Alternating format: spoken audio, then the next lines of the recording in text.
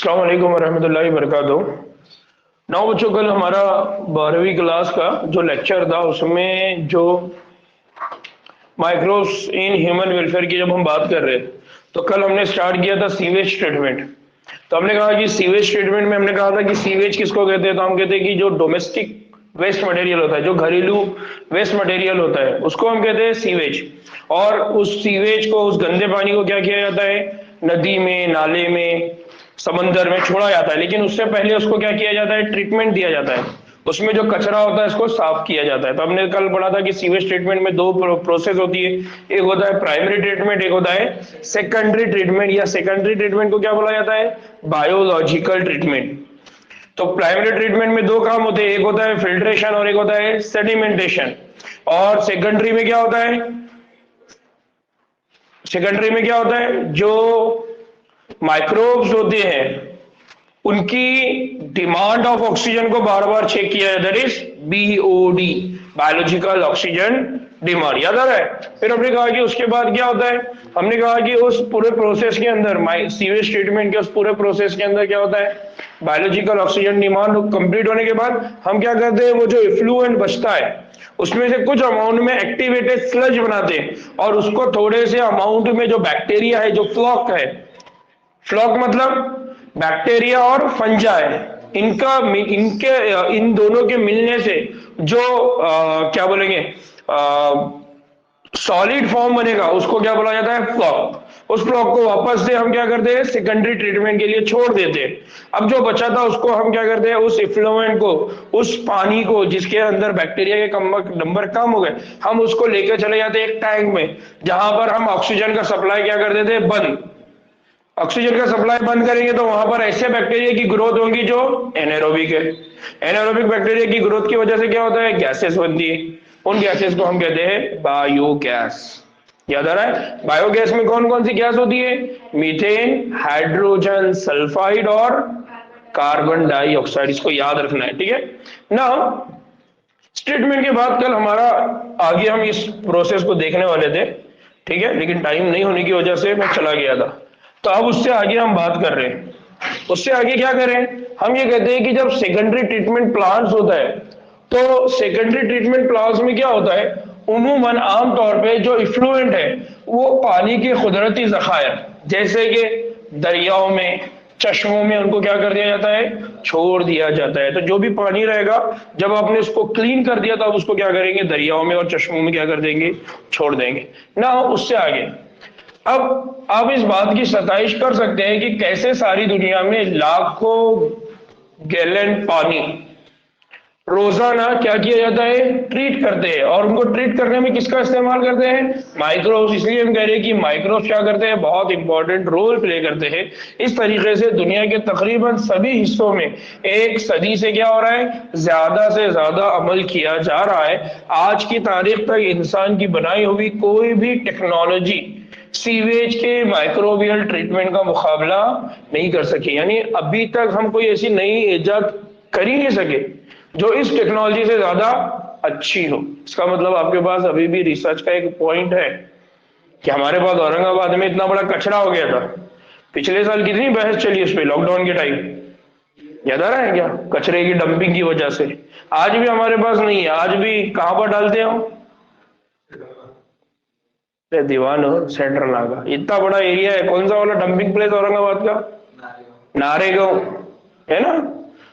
ना हो आप वाकिफ है कि बढ़ती हुई शहरी आबादियों की वजह से इतना ज्यादा सीवेज पैदा हो रहा है जितना पहले कभी नहीं हुआ था। अब जैसे जैसे औरंगाबाद बढ़ते जा रहा है, तो औरंगजेब ने अलग था, ठीक है, उनके जमाने में मुगलों ने बना के रखे थे बोल के आज भी फायदा हो रहा। नहीं बनाए होते तो क्या होता था, औरंगाबाद पानी में डूब जाता था। लेकिन हमारे पास तो अब पॉपुलेशन जैसी जैसी बढ़ रही है तो वो सारे सिस्टम अब नाकाफी होते जा रहे हैं। तो अब हमारे पास क्या है, नई टेक्नोलॉजी और बनाने की क्या बन रही है, जरूरत बन रही है। अलबत्ता इतनी ज्यादा मिकदार में सीवेज को ट्रीट करने के लिए क्या चाहिए, सीवेज ट्रीटमेंट प्लांट्स, उसकी तादाद में हमको क्या करना पड़ेगा, खातिर ख्वाह इजाफा करना चाहिए। लेकिन वो इजाफा भी अभी तक नहीं हुआ है। यानी सीवेज जितना बढ़ता जा रहा है उतने ही सीवेज ट्रीटमेंट प्लांट बनने चाहिए थे, लेकिन ऐसा, आपको मालूम है औरंगाबाद का एक सीवेज ट्रीटमेंट प्लांट है, कहां पर है, ट्रेन रूट से अगर तुम जा रहे हो परभनी को, जालना की तरफ उधर, तो एक बहुत बड़ा प्लांट दिखता है एयरपोर्ट के पास। अब अभी तक अगर देखे नहीं होंगे तो अभी कभी ट्रेन का सफर करने लगे तो जाते जाते देखना, एयरपोर्ट के पास एक बहुत बड़ा सीवेज ट्रीटमेंट प्लांट है औरंगाबाद का। ठीक है नाउ, इसलिए बगैर ट्रीट किया हुआ सीवेज अक्सर दरियाओं में बराह रास्त खारिज कर दिया जाता है, जिससे उस पानी की जो कसाफत है और पानी से फैलने वाली बीमारियों में क्या होता है, इजाफा। पानी की कसाफत बढ़ने का मतलब क्या है कि वो दरिया धीरे धीरे धीरे धीरे वो दरिया अब क्या हो जाएंगे, खत्म। और अगर दरिया खत्म हो गए तो बाद में पानी की क्या हो जाएंगी, हमको कमी हो जाएगी। साथ ही साथ जब तक वो वेस्ट उसमें ऐड होता रहेगा तब तक उस पानी का अगर कोई इस्तेमाल कर लेगा तो क्या होगी, बीमारियां। तो ये दो बड़े प्रॉब्लम है अगर हम वाटर को ट्रीट नहीं करते। जैसा हमने कहा ना, प्राइमरी ट्रीटमेंट में आप क्या करते हैं, उस गंदे पानी के अंदर जितनी मिट्टी आई उसको सेटल डाउन कर देते सेडिमेंट, और जो कचरा था हल्का हल्का जो ऊपर ऊपर था उसको निकाल लेते। अगर आप नहीं निकालते तो क्या होता, जिस दरिया में आप डालेंगे वहां पर ही सेडिमेंटेशन का काम होगा, यानी उस पानी के अंदर की जितनी मिट्टी है वो धीरे धीरे नीचे जमा होते जाएगी और धीरे धीरे वो दरिया की जो डेप्थ थी वो धीरे धीरे धीरे धीरे कम होते चले जाएगी। एक वक्त यह आएगा कि अब उस जगह पर कोई दरिया बचेगा नहीं, पानी जमा होगा नहीं, और इस तरह से अब हमारे पास पानी की क्या होने लगेगी फिर। समझ में आ रहा है नाउ। अब एक जो बेस्ट कंसेप्ट है, जिसने ये कंसेप्ट समझाने के लिए इतनी सारी बातें बताना पड़ा, क्या कि आप देख सकते हैं कि इन्वायरमेंट और फॉरेस्ट मिनिस्ट्री, कौन सी मिनिस्ट्री है, इन्वायरमेंट एंड फॉरेस्ट मिनिस्ट्री।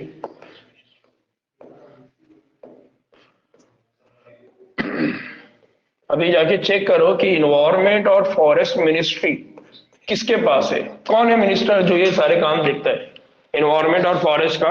तो मिनिस्ट्री ने क्या डिसाइड किया, उन्होंने बनाया गंगा एक्शन प्लान। क्या बनाया था उन्होंने, गंगा एक्शन प्लान, और उन्होंने बनाया था जमुना एक्शन प्लान, यानी यमुना एक्शन प्लान। क्यों, क्योंकि गंगा और जमुना में जब लोग जाते हैं तो वो क्या करने लगे, वहां पर कचरा, और कचरा डालने की वजह से धीरे धीरे अब गंगा का और जमुना का जो लेवल है वो धीरे धीरे क्या होने लगा, कम।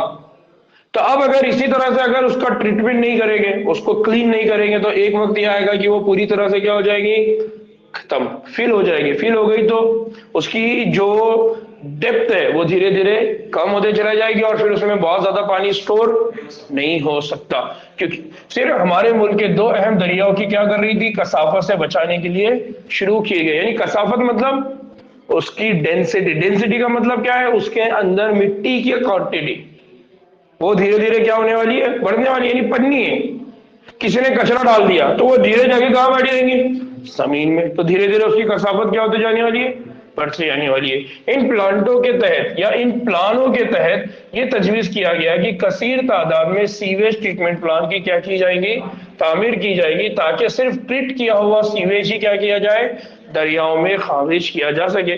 आपके लिए किसी भी हरी जगह पर वाकई एक सीवेज ट्रीटमेंट प्लांट को देखना आपके लिए बहुत ज्यादा दिलचस्पी और मालूमाती तजुर्बे का क्या बन सकता है, बाइस बन सकता है। इसलिए मैंने बोला कि जाते जाते है ना, परभणी अगर जा रहे हैं तो जाते जाते ट्रेन की खिड़की में से देखना, नहीं तो ट्रेन रुकेंगे और जाके देखेंगे।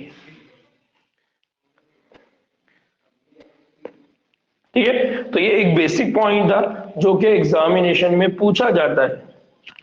क्या पूछा जाता है कि कौन से दो प्लान, कौन कौन से दो प्लान है, गंगा एक्शन प्लान और यमुना एक्शन प्लान, ये बनाया गया था।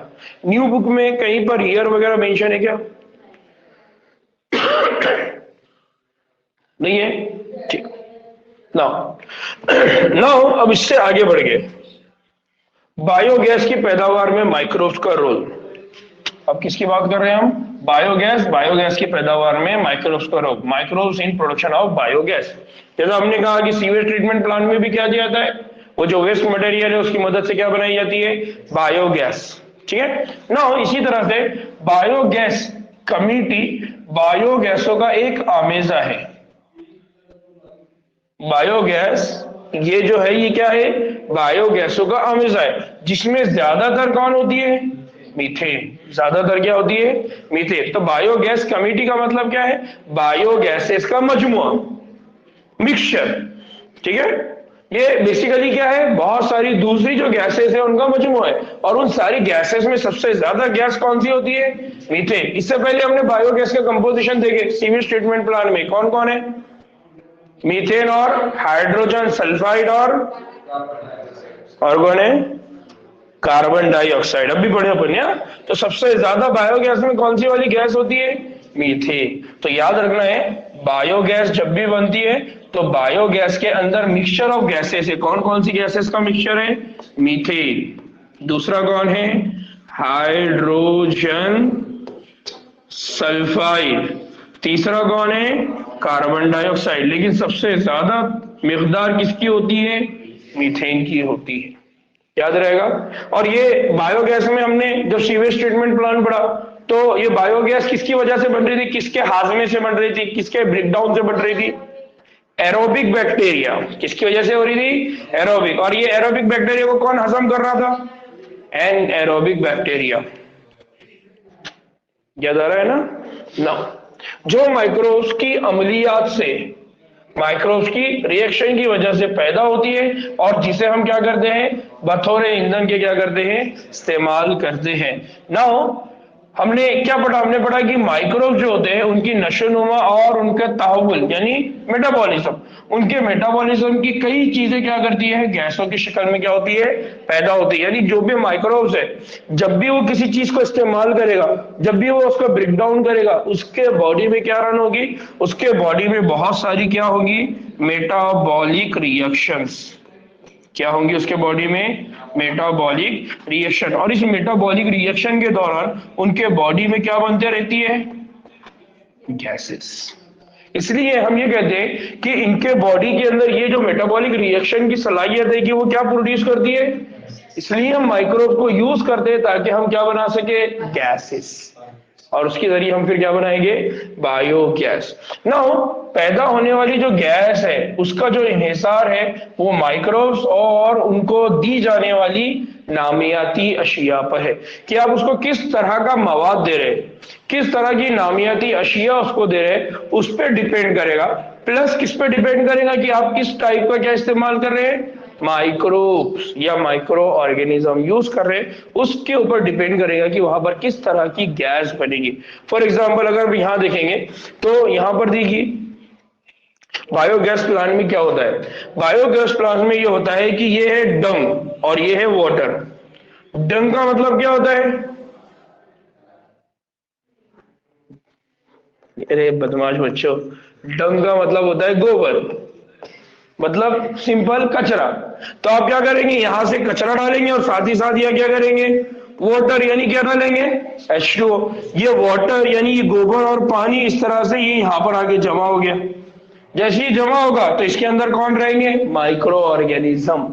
वो माइक्रो ऑर्गेनिज्म उसको क्या करेंगे, डाइजेस्ट, इसलिए इसको बोला गया है डाइजेस्टर। जब माइक्रो ऑर्गेनिज्म उस गोबर के अंदर मौजूद नामियाती अज्जा का क्या करेंगे, इस्तेमाल करने की वजह से उसके अंदर क्या बनेगी, मीथेन। उसके अंदर क्या बनेगी, कार्बन डाइऑक्साइड, और साथ ही साथ क्या बनेगी, हाइड्रोजन सल्फाइड। इस तरह से वहां पर पूरा क्या बन गया, बायोगैस। अब इस बायोगैस को वो जमा करेंगे और फिर जैसा जैसा जरूरत पड़ेगी उस गैस का आप क्या कर सकते हैं, इस्तेमाल। साथ ही साथ आप क्या करेंगे, उसके अंदर स्लज बनाएंगे। स्लज बनाएंगे मतलब क्या है कि जैसा जैसा ये ऊपर जाएगा, अगर इसके अंदर ज्यादा तादाद होगी तो कुछ अमाउंट में जो मटेरियल है वो यहाँ क्या होता रहेगा, जमा होता रहेगा। यानी अगर यहाँ से क्वांटिटी ज्यादा भी आती है तो ये क्वांटिटी बहुत ज्यादा ऊपर नहीं जाएगी, क्योंकि मैक्सिमम क्वांटिटी क्या हो जाएगी, इस तरह से एक साइड के चैम्बर में स्लज के तौर पे क्या हो जाएगी, जमा हो जाएगी। तो इस तरह से ये biogas treatment, sorry biogas formation का प्लांट है ना। अब ये बहुत इंपॉर्टेंट है कि हमने कहा कि गैस किस तरह की होगी, वो गैस किस तरह की होंगी वो डिपेंड करेगा type of micro, type of नामियाती अशिया, दैट इज ऑर्गेनिक मटेरियल, जिनका क्या करते हैं वो बैक्टीरिया क्या करते हैं, इस्तेमाल। जैसे आमतौर पे हमने जब बैक्टीरिया का स्टार्ट पढ़ा था दैट टाइम में हमने कुछ चीजें पढ़े, जैसे कि आटे के अंदर जो खमीर आता है, आटे के अंदर जो तखमीर आता है, नहीं आटा क्या हो जाता है, फुसफुसा, नरम है ना। नान खलिया कैसा होता है, नान खलिया नहीं, नान पफी पफी, ब्रेड कैसा होता है? Puffy puffy. ढोकला कैसा होता है सुफियान? पफी।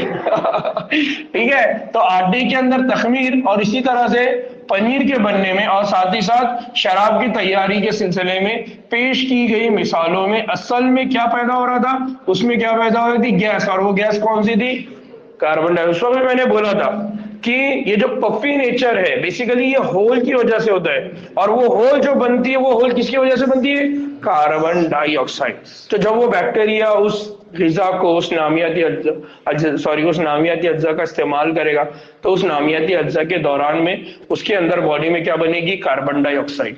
और वो कार्बन डाइऑक्साइड उस आटे को फोड़ के बाहर आएगी, तो उसकी वजह से हमको क्या दिखाई देगा कि वो फूलता जा रहा है, उसमें होल होते जा रहे हैं। ठीक है, इसी तरह से अलबत्ता बाज बैक्टीरिया ऐसे होते हैं जो सेल्यूलोज जैसे मटेरियल पर एनएरोबिकली बढ़ते हैं और उसकी वजह से कार्बन डाइऑक्साइड और हाइड्रोजन के साथ बड़ी मिकदार में वो क्या बना देते हैं? मीथेन। है ना, जो बात उन्होंने क्या बोले? उन्होंने क्या बोले कि बायोगैस का कंपोजिशन क्या होगा? ये डिपेंड करेगा टाइप ऑफ बैक्टीरिया और नामियाती अशिया। तो आपने क्या करे, यहां पर नामियाती अशिया क्या दे दिए? सेल्यूलोज। तो सेल्यूलोज की वजह से वहां पर जब एनेरोबिक फर्मेंटेशन होगा, ब्रेक डाउन होगा, तो उसको क्या बनेगी? Carbon dioxide. उसको क्या बनेगी? हाइड्रोजन। और बड़ी मिकदार में क्या बनना शुरू हो जाएंगी? मीथेन। तो वो बैक्टीरिया जो सेल्यूलोज का ब्रेक डाउन करता है उनको मजमूई तौर पर उन बैक्टीरिया को क्या कहा जाता है? मिथेनोजेंस। क्या बोला जाता है इनको? मिथेनोजेंस। इसका मतलब बायोगैस बनाने के लिए कौन से बैक्टीरिया का इस्तेमाल किया जाता है? मिथेनोजेंस। क्यों? क्योंकि वो सेल्यूलोज का ब्रेकडाउन जब करते हैं तो कार्बन डाइऑक्साइड भी छोड़ते हैं, हाइड्रोजन भी छोड़ते हैं और बड़ी मिकदार में मीथेन। इसलिए उनका नाम क्या रख दिया? मिथेनोजन।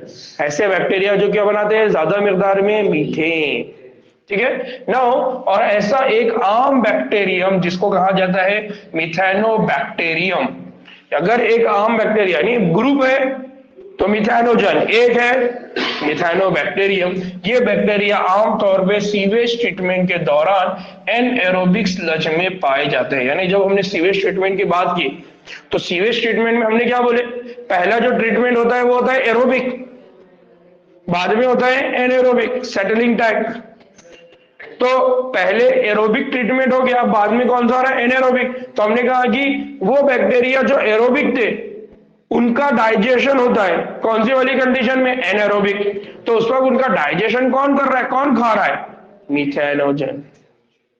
बात समझ में आया? तो कुछ बातें ऐसी है जो वहां जाके जुड़ रही है। तो आपको याद रहना चाहिए कि सीवेज ट्रीटमेंट प्लांट के एनएरोबिक प्रोसेस में कौन से वाले बैक्टीरिया का यूज किया जाता है? किसका किया जाता है? मिथेनोजन।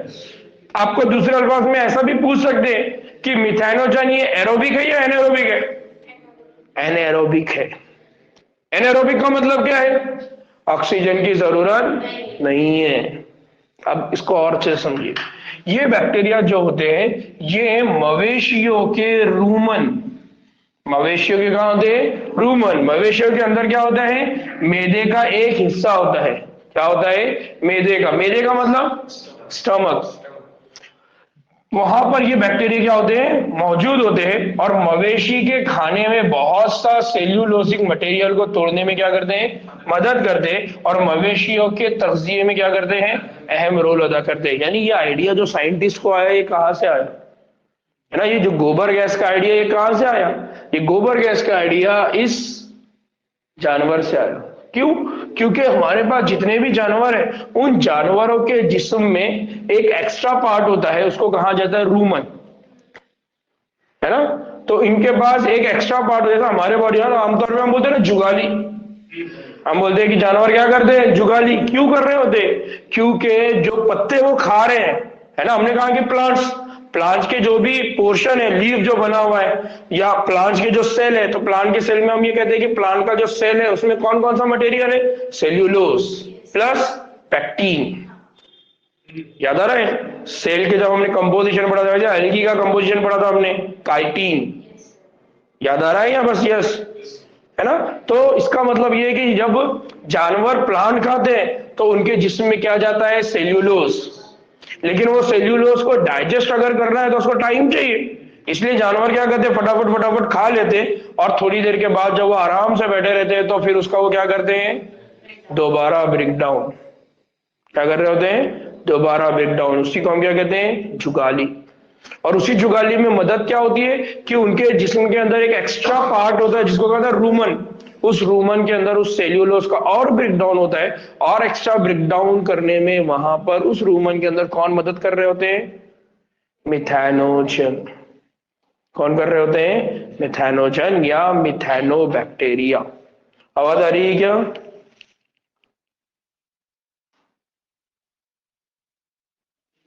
निखत, बात समझ में आ रही है क्या।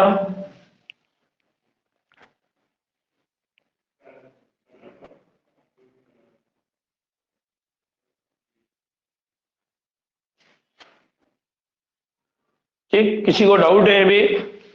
तो इसका मतलब यह है कि ये जो बैक्टीरिया है उनके रूमेंस में कौन होते हैं, मिथैनोजन, जिसकी वजह से उनके बॉडी में क्या बनता है, मीथेन। इसी को हमने क्या किया, बायोगैस की शक्ल में बायोगैस प्लांट बना दिया। और उस बायोगैस प्लांट में हम क्या करते हैं, इन बैक्टीरिया के जिस्म के अंदर जो मिथैनोजन है, जो सेल्यूलोज को डिग्रेड करते हैं, उन बैक्टीरिया को हम क्या करते हैं, उस डाइजेस्टर में क्या कर देते हैं, ऐड कर देते हैं। ऐड करने की जरूरत भी नहीं है क्योंकि गोबर के साथ क्या आ जाएंगे, मिथेनोजन। ठीक है। नाउ क्या आप सोच सकते हैं कि हम इंसान ग़िज़ाओं में मौजूद सेल्यूलोज को हजम करने के काबिल है या नहीं है, नहीं है। हमारे जिस्म में सेल्यूलोज का डिग्रेडेशन नहीं होता, इसीलिए हमारे जिस्म में रूमिनेंट्स नहीं है। ठीक है। नाउ पोस्ट मवेशी के फुजले, जिसे आमतौर से हम क्या कहते हैं, गोबर कहते हैं, ये बैक्टीरिया वहां पर क्या होते हैं, बकसरत होते हैं, बहुत ज्यादा तादाद में होते हैं। गोबर बायोगैस पैदा करने के लिए इस्तेमाल किया जा सकता है, जिसे उमूमन हम क्या कहते हैं, फिर गोबर गैस। तो इसी को बायोगैस जो प्लांट होता है ये कंक्रीट के बने एक टैंक पर मुश्तमिल होता है, जो कि 10 से 15 फीट क्या होता है, गहरा होता है, जिसमें हयातियाती फुजला यानी जानवरों को फुजला क्या किया जाता है, इकट्ठा किया जाता है। और उसमें क्या किया जाता है, माइक्रोबियल अमलियात।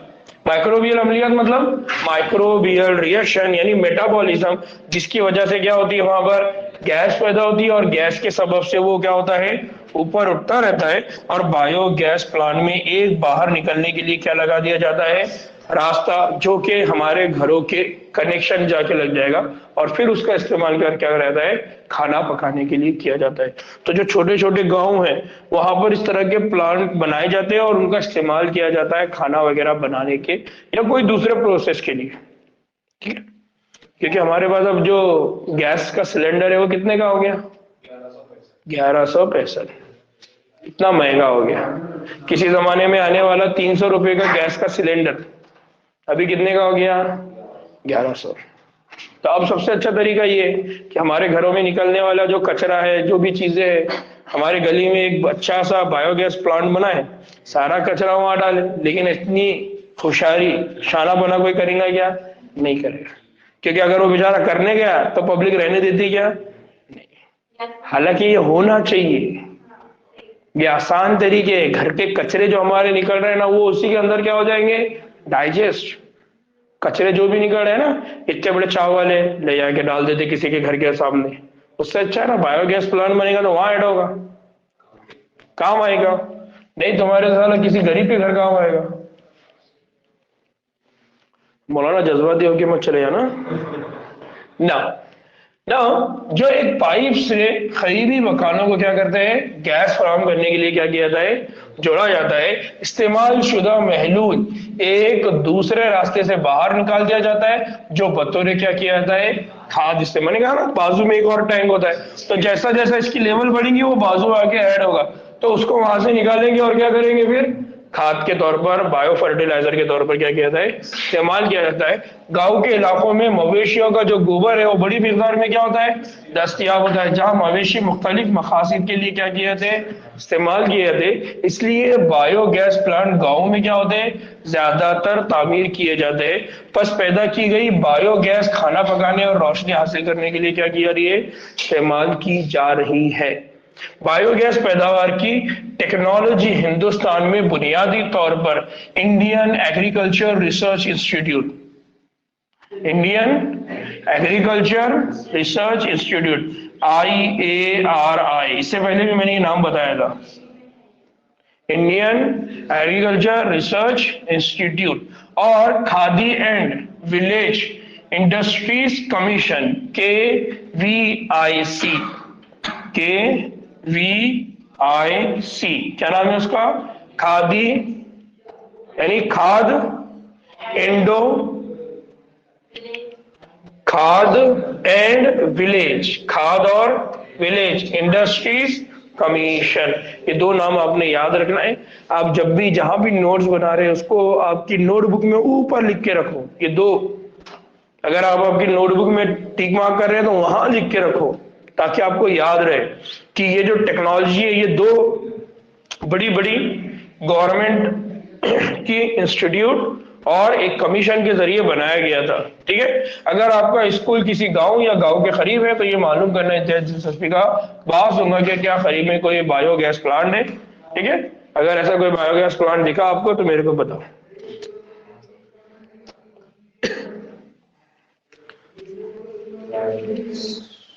फातिमा, साजिदा, सना, फातिमा, अरे ये दोनों फातिमा के नेम रेड रेड कैसे हो गए?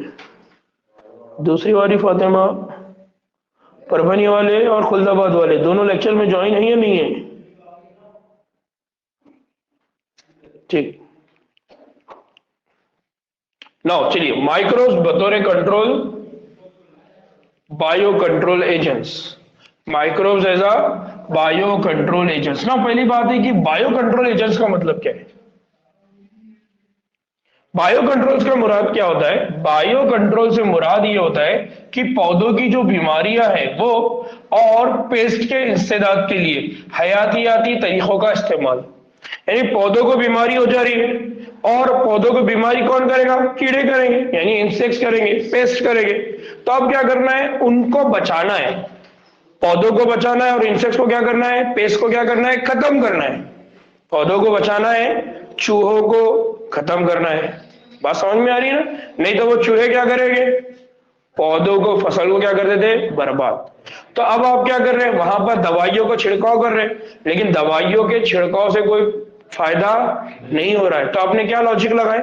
आपने ये लॉजिक लगाए कि यार हर वक्त चूहा कब आ रहा है, कब जा रहा है, उसने दवा खाया नहीं खाया हमको बात समझ में नहीं आ रही है, लेकिन वो पौधा तो बराबर खा रहा है। तो ऐसा क्यों ना हो जाए कि वो पौधा भी खा ले और जहर भी खा ले?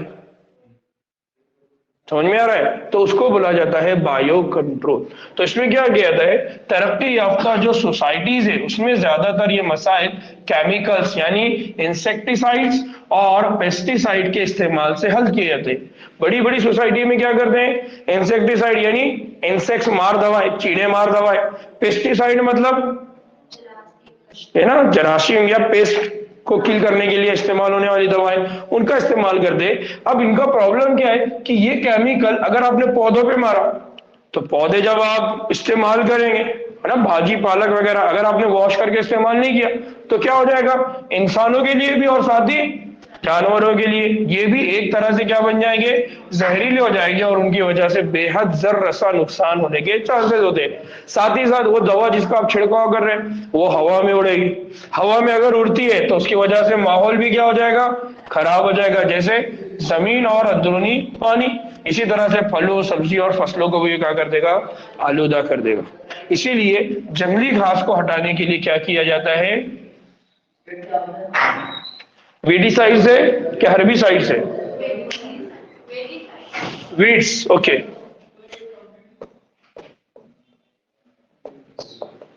ठीक है, वीडीसाइड्स का क्या किया जाता है? इस्तेमाल। वीड्स किसको बोलते हैं? जंगली घास। जंगली घास जो होती है उसको क्या कहा जाता है? आपने देखा होगा ना, कोई खेत है, उस खेत में अलग अलग जंगली घास अगर आ गई तो वो खेत का मालिक क्या करता है? उस जंगली घास को क्या करता है? तोड़ता रहता है, तो वो ग्रो ही ना करे। तो इससे पहले आप क्या कर देते हैं? उनकी ग्रोथ को रोकने के लिए पहले से आप क्या कर देते हैं? केमिकल ऐड कर देते हैं, उसको बोला जाता है वीडीसाइड। तो पेस्टिसाइड, इंसेक्टिसाइड, हर्बिसाइड, वीडीसाइड, ये सारे के सारे क्या है? केमिकल्स। कौन है? केमिकल्स। और इन केमिकल का इस्तेमाल करके हम क्या करते हैं? खेतों के अंदर पौधों की हिफाजत करते हैं, और जो इनको नुकसान पहुंचाने वाला है उनको क्या करते हैं?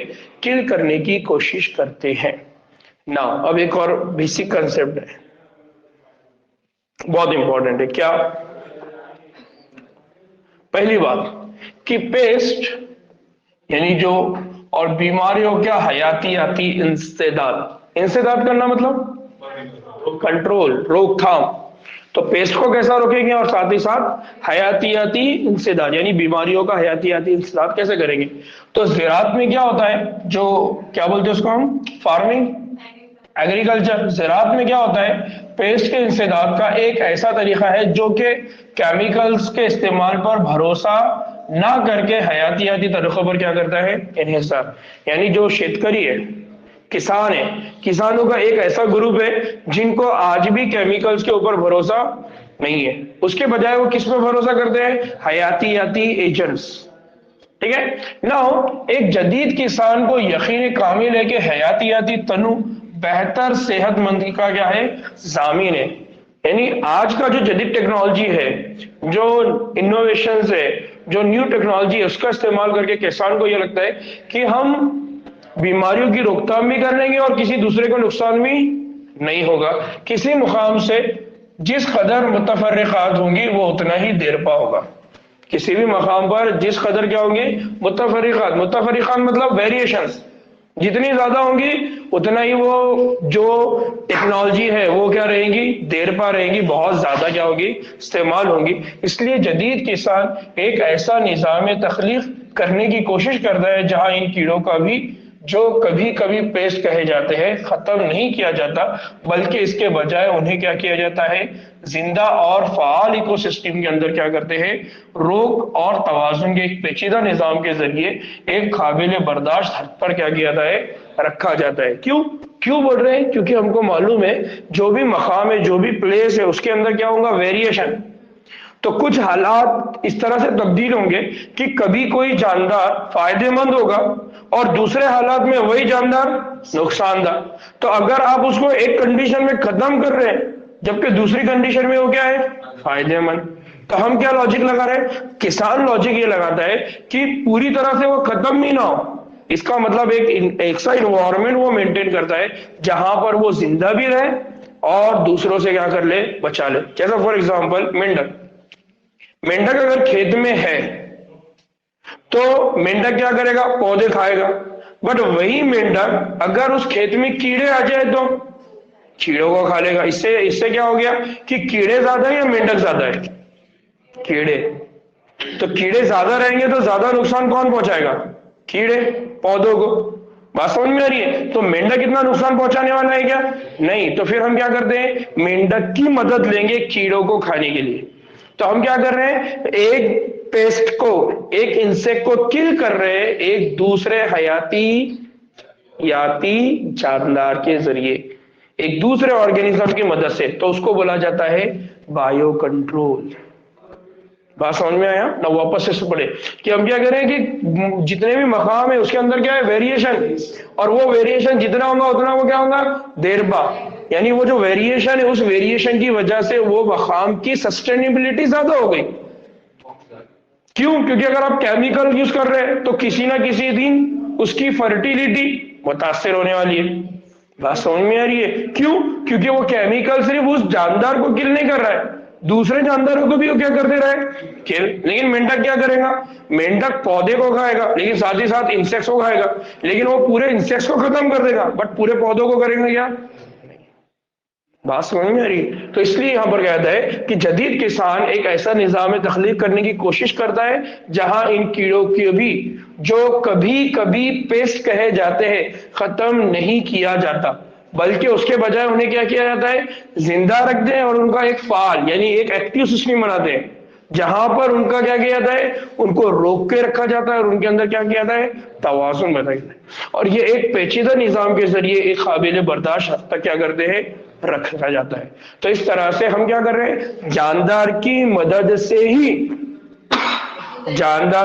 से ही दूसरे जानदार के ऊपर कंट्रोल हासिल कर रहे हैं। इसलिए उसको बोला गया बायो। बायो मतलब जिंदा, तो एक जानदार की मदद से दूसरे जानदार के ना मरवजा ज़राती तरीक़ों के खिलाफ जो उमूमन कीमियाई तरीक़ों के इस्तेमाल से मुफीद है और ज़र रसा दोनों तरह की जिंदगियों को बिना तकलीस मार डालते। तो जो कीमियाई तरीके हैं उनका प्रॉब्लम क्या है कि वो किसी भी जानदार के अंदर फर्क नहीं करते और क्या कर देते, सबको किल कर देते। ये उनका सबसे बड़ा नुकसान है।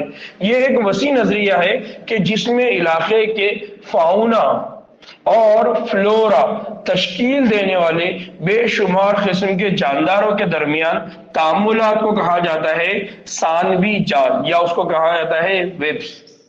अभी हम आगे चल के जब इकोसिस्टम पढ़ेंगे तो इकोसिस्टम में हम ये पढ़ेंगे कि हमारी जमीन के ऊपर जितने भी जानदार हैं वो सब एक दूसरे के ऊपर डिपेंड है, सब एक दूसरे के ऊपर मुनासिर है, और उसकी वजह से हमारी दुनिया के अंदर क्या बना हुआ है, एक जाल, वेब, उसको बोला फूड वेब, फूड चैन। अगर पौधे बड़े नहीं होंगे तो बकरियां उनको नहीं खाएंगी, बकरियां नहीं खाएंगी तो बकरियों के नंबर नहीं बनेंगे, बकरियों के नंबर नहीं बनेंगे तो हम उनको इस्तेमाल नहीं करेंगे, हम नहीं करेंगे तो हमारे नंबर नहीं बढ़ेंगे, हम नहीं बढ़ेंगे तो हम नहीं मरेंगे, हम नहीं मरेंगे तो जमीन को ज्यादा न्यूट्रिएंट नहीं मिलेगा, जमीन को ज्यादा न्यूट्रिएंट नहीं मिलेगा तो पौधों की ग्रोथ नहीं होगी। यानी हम सब एक दूसरे से क्या है, जुड़े हुए, डिपेंड है। तो इसी लॉजिक का इस्तेमाल करके काश्तकारियों ने क्या करे, फार्मर्स ने इस तरीके को इस्तेमाल किए कि एक वसी नजरिए के जरिए उन्होंने क्या किए, किसी भी इलाके में जहां पर क्या है, फ्लोरा है, फ्लोरा मतलब फूल, झाड़ियां, पत्ते, फाउना मतलब जानदार, उनकी तश्कील की और उसके जरिए जानदारों के दरमियान उन्होंने क्या लेकर आ गया, बहुत सारे तामुला, जिनको हम क्या कहते हैं, वेव्स। एक जदीद किसान का ख्याल है कि इन मखलूकात का मुकम्मल खात्मा जो पेस्ट कहलाते हैं ना तो मुमकिन है और ना ही जरूरी है। यानी सारे मेंढक को आप किल कर सकते हैं क्या, और सारे मेंढक को किल करना जरूरी है क्या, सारे सांप किल कर सकते हैं क्या, नहीं, और सारे सांपों को किल करना जरूरी है क्या। यानी क्या करेगा कोई किसान, कीड़े बढ़ गए तो मेंढक, मेंढक बढ़ गए तो सांप, सांप बढ़ गए तो सपेरे, यानी चील भी आ सकती है उसमें। तो इस तरह से वो क्या कर रहा है, अपने खेत की हिफाजत कर रहा है। अगर उसकी जगह वो केमिकल इस्तेमाल करेगा तो सांप भी मर गया, मेंढक भी मर गया, चील भी मर गया, और हो गया तो इंसान भी मर जाएगा, क्योंकि केमिकल के इस्तेमाल में कोई तखसीस, स्पेसिफिकेशन नहीं है, वो सबको कहता है, जनरलाइज कर देगा। नाउ क्योंकि इनके बगैर मुफीद शिकारखोर और तोफेली कीड़े जो इन पर ग़िज़ा या होस्ट के लिए इन्हिसार करते हैं जिंदा नहीं रह पाएंगे। बस हयातियाती कंट्रोल के तरीके जहरीले केमिकल्स या पेस्टिसाइड पर हमारा इन्हिसार बड़ी हद तक क्या कर दिए, कम कर देंगे। हयातियाती ज़राअत के तरीके एक अहम पहलू यह है कि किसी एक इलाके में रहने वाले मुख्तलिफ जी हयात, शिकारखोर या पेस्ट और इनके दौरे हयात, खाने और रहने के वो तरीके जिन्हें वो पसंद करते हैं, सभी के बारे में मालूमात क्या करना पड़ेंगी, हासिल करना पड़ेगा। इससे बायो कंट्रोल के क्या होंगे, मुनासिब तरीके से क्या होगी, तैयारी करने में क्या होगी, मदद मिलेगी। इसका मतलब ये है कि अलग अलग इलाकों में कुछ अलग अलग जानदार होंगे जो अलग अलग जानदारों को क्या करते होंगे, शिकार करते होंगे। तो हम क्या कर सकते हैं, उन जानदारों को हमारे पास ला ले, बट हमको उनकी स्टडी ये करना पड़ेगा कि ये कब रहेंगे हमारे पास, है ना। अक्सर आपने देखा होगा कि एक जो कैट होती है, बिल्ली, अगर उसको आपने बहुत ज्यादा दिनों तक पाला है, या डॉगी है, अगर आप उसको किसी भी जगह छोड़ दो वापस आता है। क्यों? क्योंकि उस जगह पे वो सरवाइव नहीं कर सकता। तो जानदारों के अंदर ये खास बात होती है कि वो स्पेसिफिक इन्वायरमेंट में ही रहते हैं।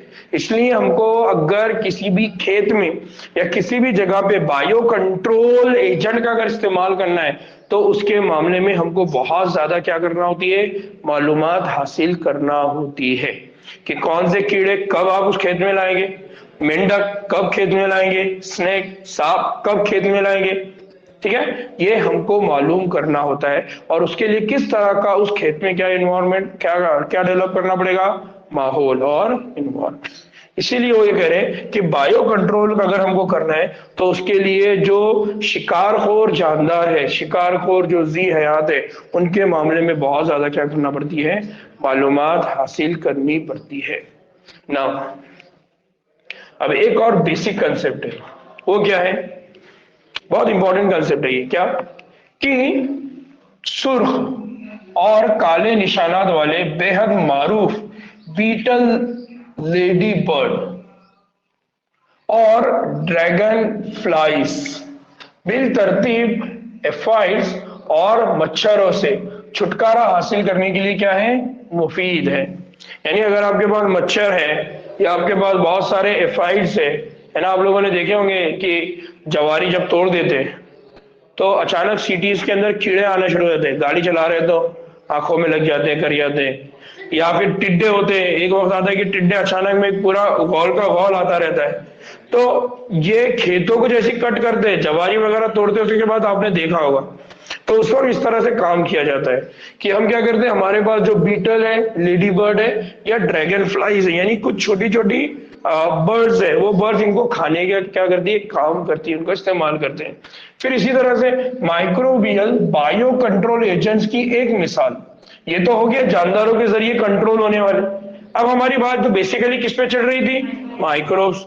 तो माइक्रोब्स का इस्तेमाल कैसे किया गया as a bio control agent, तो उसकी बेस्ट एग्जांपल ये है जिसे तितली का लार्वा है, तितली के लार्वा को कंट्रोल करने के लिए क्या किया जाता है, इस्तेमाल किया जाता है। तो तितली का जो लार्वा होता है वो क्या करता है, तितली का जो लार्वा होता है वो आपने देखा होगा कि तितली सबसे पहले होती है अल्ली। अल्ली अल्ली मतलब उसको आमतौर पे बोला जाता है लार्वा। क्या बोला जाता है, लार्वा। अल्ली देखी नहीं तुमने अभी तक, सब्जियों में निकलने वाले, हरियाल गुड़ में ग्रीन ग्रीन कलर का, ग्रीन येलो हरे कलर के। अरे तुम लोग ऐसा करे तो कैसा होता रे भाई, तुम लोगों ने अल्ली नहीं देखे बोले तो। अलाई, ठीक है भाई, अल्ली नहीं अलाई, ठीक है, जो लार्वा है अलाई, ठीक है, अल्ली, ठीक है। तो जो तितली होती है, तितली का जो बचपन होता है वो अलाई होता है, अल्ली होता है, ठीक है, अल्ली होता है, अलाई होता है। तो लार्वा होता है, वो लार्वा क्या करता है, पौधों के जो पत्ते हैं उनको खा लेता है। अगर उसने पौधों के पत्ते खा लिए तो फोटोसिंथेसिस का अमल प्रॉपरली नहीं होगा। फोटोसिंथेसिस का अमल अगर प्रॉपरली नहीं हुआ तो वो पौधे की ग्रोथ नहीं होगी, उसकी ग़िज़ा बराबर नहीं मिलेगी, इस तरह से वो पौधा क्या हो जाएगा, मर जाएगा। अब ये जो प्रॉब्लम थी, प्रॉब्लम किसके साथ थी, ये प्रॉब्लम थी कॉटन के साथ, कपास के पास। तो कपास के जो पौधे होते थे उनके ऊपर ये जो तितली की लार्वा है, अलाई है, ये क्या करती थी, खा लेती थी। नतीजे में कपास की फसल क्या हो जाती थी, कम। अब कौन सा किसान होगा जो बैठ के देखता रहेगा कि कौन कौन से पत्तों पे लार्वा है। हम तो कुछ चीजें खा लेते, हमको मालूम ही नहीं पड़ता कब हमारी अलाई चली गई। समझ में आ रहा है। तो एक एक इतने सारे पौधों पे कैसा दिखेगा वो इंसान। तो इसलिए क्या किया गया, माइक्रोब्स का इस्तेमाल किया गया। कौन सा माइक्रो ऑर्गेनिज्म, एक माइक्रो ऑर्गेनिज्म है जिसका नाम है बैसिलस थोरेंजिनेसिस। क्या नाम है, बैसिलस थोरेंजिनेसिस। उसको शॉर्ट फॉर्म में बोला जाता है बीटी। क्या बोला जाता है, बीटी। बेटी नहीं रही, बीटी। क्या है, बीटी। ये खुश्क स्पोर्स की शक्ल में थैली बंद मिलते हैं जिन्हें पानी में मिलाकर मुतासिरा पौधों जैसे सरसों या फलों के दरख्तों पे क्या किया जाता है, छिड़का जाता है, ठीक है। जहां कीड़ों के लार्वे उन्हें खा लेते हैं, इनके मैदे में जहर भर जाता है और फिर इस तरह से वो जो लार्वा है, वो जो अली है, वो क्या हो जाती है, मर जाती है, जबकि दूसरे कीड़ों को कोई नुकसान नहीं होता। पिछले अशरों में मतलब 10 सालों के दरमियान जीनी इंजीनियर या जेनेटिक इंजीनियरिंग, कौन सी इंजीनियरिंग, जेनेटिक इंजीनियरिंग। इसका मतलब हम आगे इसी टॉपिक को बायोटेक्नोलॉजी के सब्जेक्ट में पढ़ने वाले हैं। बायोटेक्नोलॉजी है, वहां पर हम इसको पढ़ने वाले हैं। तो जेनेटिक इंजीनियरिंग की अमल में आने की वजह से साइंसदानों ने बैसिलस थोरेंजिनेसिस का जहरीला जीन पौधों में क्या कर दिया, दाखिल कर दिया। नतीजे में अब क्या हो गया, पौधों में इंसेक्ट रेजिस्टेंस कि तई क्या हो गया, मुदाफियत पैदा हो गई, जो भी इंसेक्ट्स है उनके अगेंस्ट में क्या बन गया, रेजिस्टेंस। यानी अब किसान को वो जो जहर है उसको पानी में घोल के पत्तों पे डालने की जरूरत, अब वो पौधे के पास ये ऐसा जीन है कि अगर गलती से उसको उस लार्वा ने खा लिया तो वो पौधे का टुकड़ा उसके जिस्म में जाएगा, साथ ही साथ जिस्म में क्या चला जाएगा, जीन। और वो जीन का फिर आगे चल के क्या होगा, ट्रांसक्रिप्शन, ट्रांसलेशन, मतलब उससे क्या बनेगा, प्रोटीन, और वो प्रोटीन उसको क्या कर देगा, किल कर देगा।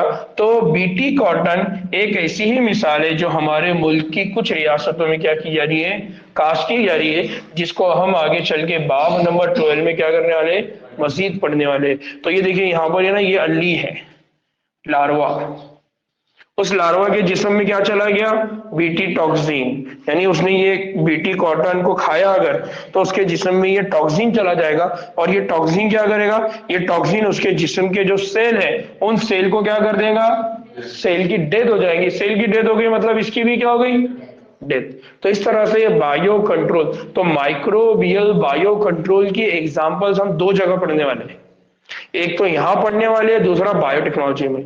इसका मतलब आपके पास दो टॉपिक एक जैसे।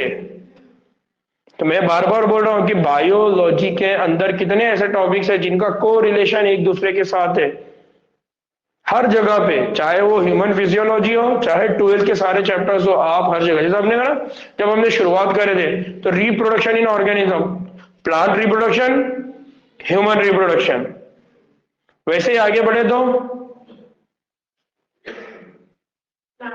इनहेरिटेंस, मेंडेलियन और माइक्रोबियल,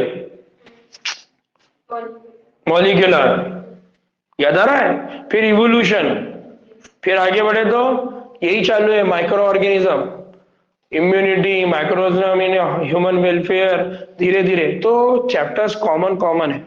अब आपकी जिम्मेदारी ये है कि आप जब इनको स्टडी कर रहे हैं तो कितने पॉइंट्स ऐसे हैं जो हर जगह कॉमन आ रहे हैं, उनको अपनी नोटबुक में ऐड करते जाओ। हर चैप्टर के पहले लिखो कि ये फॉलो पॉइंट है, ये भी चैप्टर में है, और जब आप पढ़ रहे हैं तो उसको उस चैप्टर में भी जाके क्या करना है, रिवाइज करना है।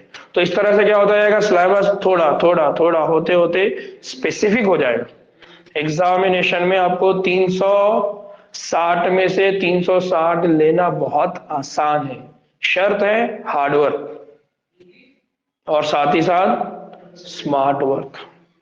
तो हार्ड वर्क और स्मार्ट वर्क, समझ में आ रहा है। तो जो लोग इस साल नीट देने वाले हैं, स्पेशली उनके लिए है मेरे सजेशंस, समझ में आ रहा है। जो नेक्स्ट ईयर है उनका इश्यू नहीं है, लेकिन इस साल जो देने वाले हैं उनके लिए ज्यादा जरूरी है, ठीक है। मास छुट्टी नहीं हुई भाई, क्या, अरे 26 हो गया यार, शिट। चलो अब नहीं, एक बार में कल ही देख लेंगे इंशाल्लाह, कल इस चैप्टर को भी कंप्लीट कर लेंगे और बाकी की बात, क्योंकि अजान होने वाली है। चलिए दुआ में याद रखिए, इंशाल्लाह कल आगे की बात होती है। अस्सलाम वालेकुम रहमतुल्लाहि व बरकातहू। फातिमा, हुजैफा, और यार ये हुजैफा की ये बच्ची का नाम क्या है, निखत, ठीक है। कोई डाउट है क्या बच्चों? ठीक, चलिए अस्सलाम वालेकुम रहमतुल्लाहि व बरकातहू।